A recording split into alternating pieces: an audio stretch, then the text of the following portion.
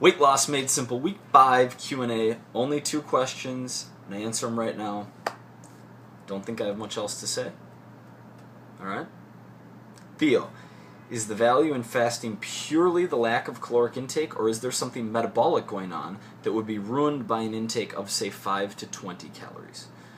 The value in fasting primarily comes from the convenience of fasting, or intermittent fasting, 16-8 method of fasting.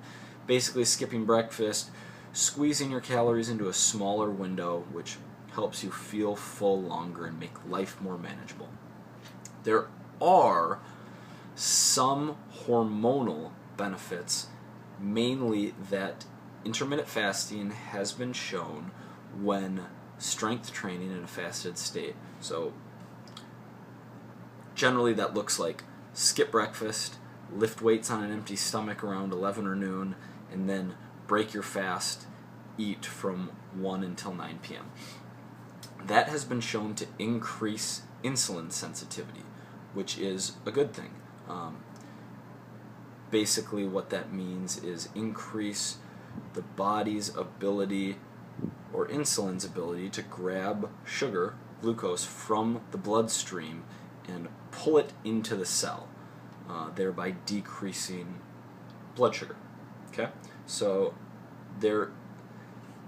I actually don't even know if that's proven or if that has happened in some people, but there are studies that show that it's at least very likely that intermittent fasting increases insulin sensitivity.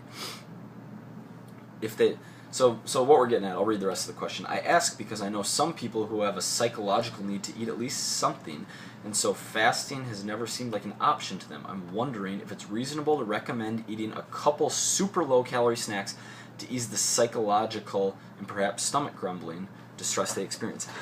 I don't know that a 5 or 10 or 20 calorie snack is going to appease them. I think it's going to take more than that, to be honest. If a 5 or 10 calorie snack appeases them, I think we could do the same thing with a 0 calorie snack. But that's just my opinion. Yeah, so basically we're thinking have them fit almost all of their calories into a window, but rather than fast, they can have these super low calorie snacks outside of the window. Yes, it's been shown that like very, very low amounts of proteins or carbs, or even like branched chain amino acids spike insulin, so we will miss out on that benefit. But as I also mentioned, the primary benefit of fasting is the convenience and the lifestyle. So I still think, yeah, I think that's a very plausible idea, and it could work for some people. Fasting, but having very small snacks in there, and then squeezing most of their calories into a 8-hour or whatever it might be window. Alright, next question, also Theo. Other than satiety, which I think is a big factor for a lot of people, can you talk a little bit more on the benefits of emphasizing protein intake, either in conjunction with weight loss or more in a general context? Edit, some of this was answered by this week's reading. Outside of what you mentioned and how to count your macros, is there anything else to be cognizant of here? Okay, so for weight loss, no. I mean, TEF is the other thing. So high protein helps you stay full in a calorie deficit. We're kind of drilling that in. You mentioned that, we get that.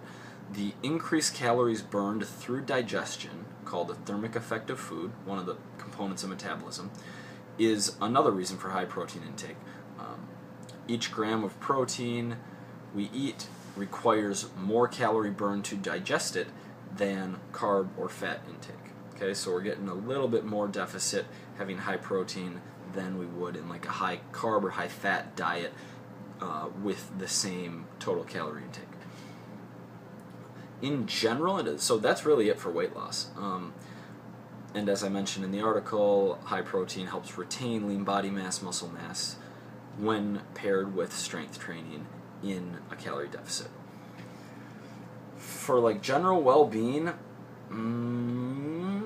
no. I mean, protein serves many functions, but a high like in our general health, organ health, like fingernails, skin, amino acids are important, but you don't need a high or excessively high or like pretty high protein diet like we have in this program to accomplish those goals. Okay, I hope I answered that.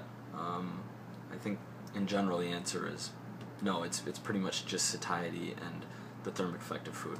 But yeah, that's it. Follow-ups, post below. Otherwise, I expect you, anyone who's watching this, to ask a question next week, week 6, alright? 2 questions, like, come on, give me something. Although those were good questions, Theo, thank you. Alright, talk soon, bye.